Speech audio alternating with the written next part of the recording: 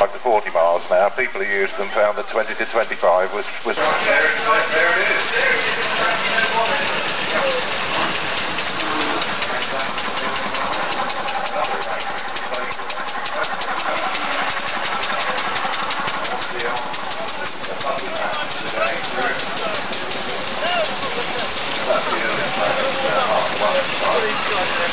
Always goes speed in the car. Well, you're not allowed to get you can have your... you're allowed to average 20 miles an hour. And the reason for that, you mentioned it early on, the reason is that the speed limit in 1903 was 20 miles an hour, so it's rather nice that that's... Speed limit was raised from 4 to 20 miles an hour, and more recently destroyed. The red flag in front of this is maybe the one used to have to carry one. Right, that answers the question, does it not, about which vehicle Peter Mitchell's going to be driving, because there he is driving that one. Which is an Albion. Albion Dogcat. Yeah. Also from the the building itself is fascinating enough in the sort of circular shape, but it's a great place to go, including of course a lot of assorted British Leyland or British whatever we were called all those years ago, Rover as we are called, no, BMW as we're nearly called these days. Not only of course a lot of vehicles from the Midlands, from the various Rover companies, but also of course a lot of other very interesting vehicles as well. Go, it's well worth it. I was intrigued to see 3 of the cars here have got canopies, two with fringes on, the little Gladios there, John Lawson's Panhard, 7 horsepower, and another Panhard again with a canopy on the top and a fringe around the edge, very much off the period and disappeared, as you can imagine, no time at all. Stylish feature. And yet another one. Oh yes, well that's the Pownall fringe, exactly. That's the other half of the Pownall family. We saw Arnold a little while ago. Now I mentioned that we had going to be, as ever,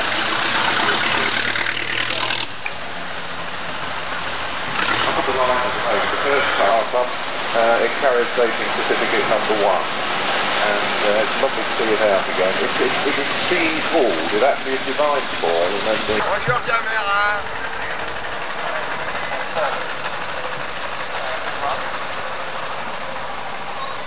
On les prend d'ici parce qu'on garde pour les Mercedes.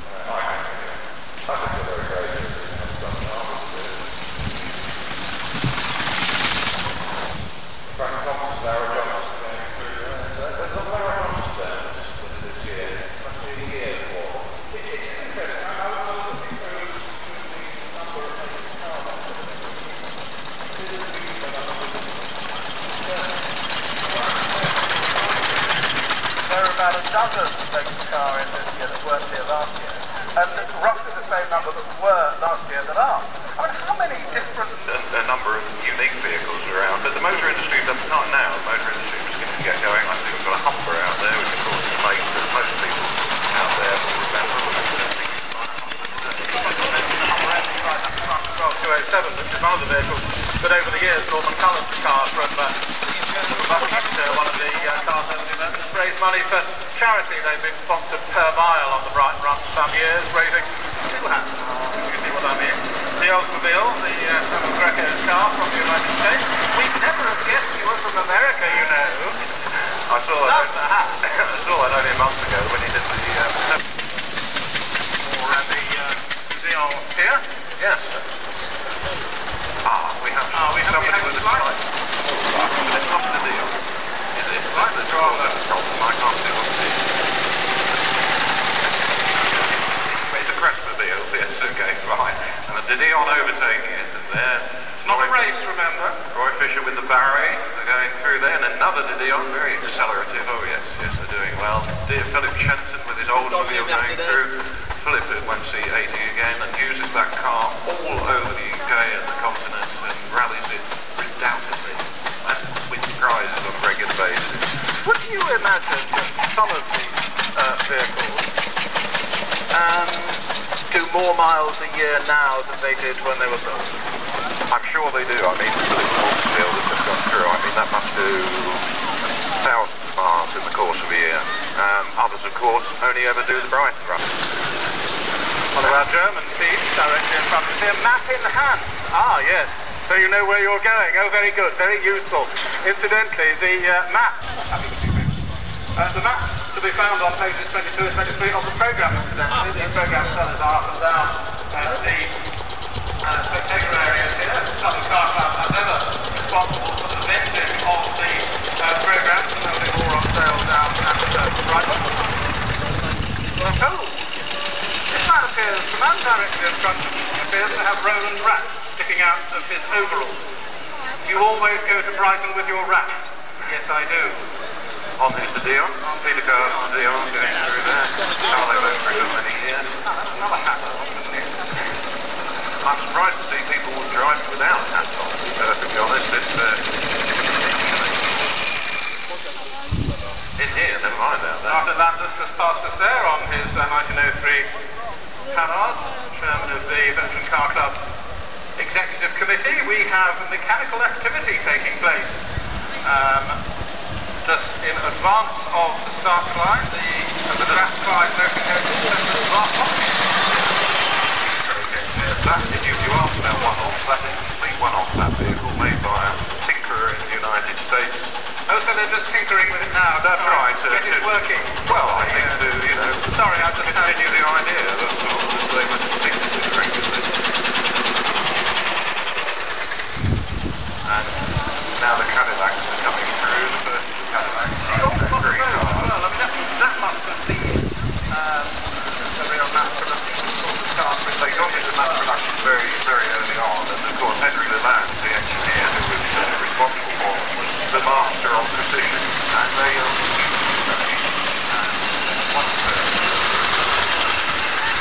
go and no-go game, found there for really? Oh yes, people quite happily all over the place and up steep hills and so on. Oh, I love the hats. Our friends from Hythe, because we live in the next village to them in Harlington. And what a splendid vehicle it is. And the unrestored thin roadster going through there, they only made 50 of those cars, and they made them between about 1901 and 1903, so it has to be a Brighton car, which is rather nice. We're talking about the way in which some of these have been restored to running rather than... Les Mercedes qui arrivent. Of course, people who write about these things are full of copy because cars being rediscovered and then... And restoration is often a fairly lengthy process as well, isn't it? Oh yes, it is. I mean, I've got a 1902 MMC and I've had it for 10 years and we still haven't finished restoring it. You know, if you do things like this, then you know, Sunday morning I really ought to be getting on with the restoration. I'm sitting here with and we're allowed to listen to hear it steam again. I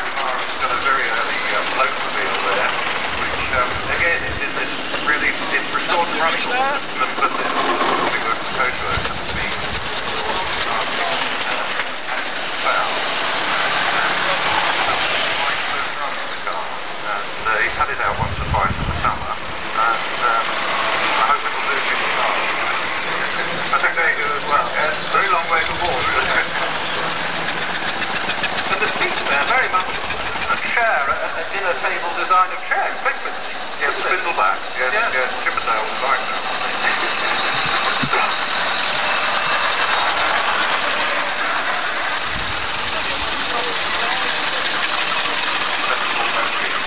Going through there, and Mr. Carter's Sunbeam is again a very happy vehicle as well. Getting a little bit bigger now, like the car now, as you see that beginning of the find out they're starting everything at about half past 10. Lord Karen, good morning, sir. It is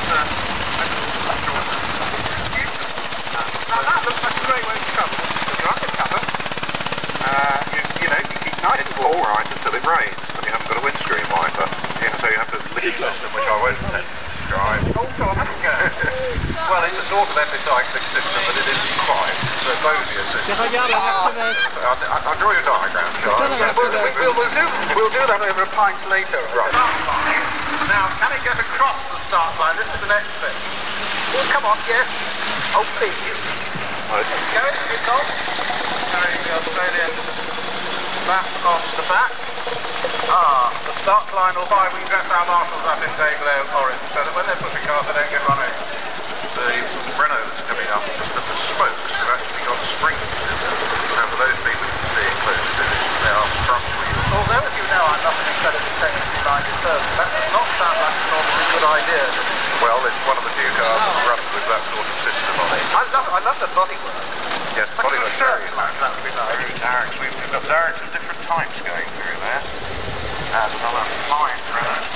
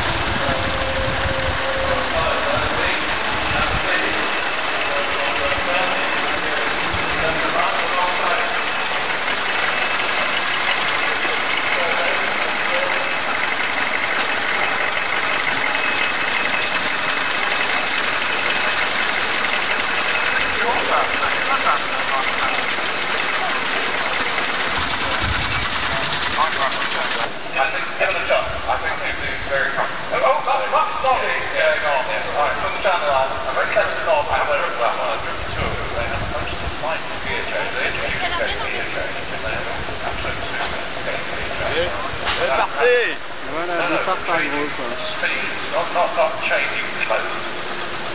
I didn't say that, it was him. It was the one without that stop. But we can't tell the one to the end anymore because I'm going to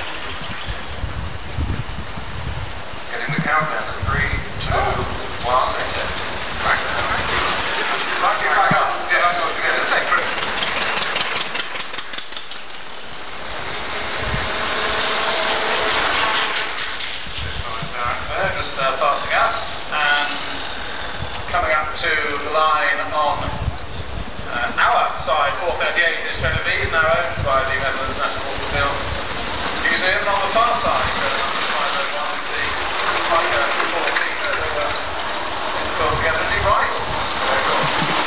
Together house through the striker, and we watched the film through on Friday night. Ritual, we always was this really? Always watch Jeopardy on a Friday night before the rally.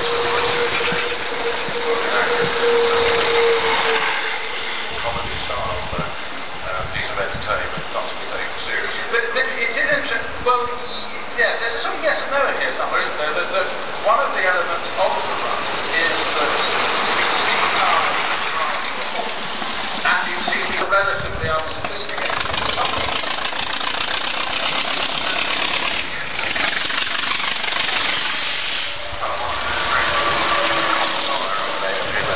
String and sellotape and that sort of And ladies suspender belts and sort of things like that. Well, you might whatever happened to yeah. Continuing now towards the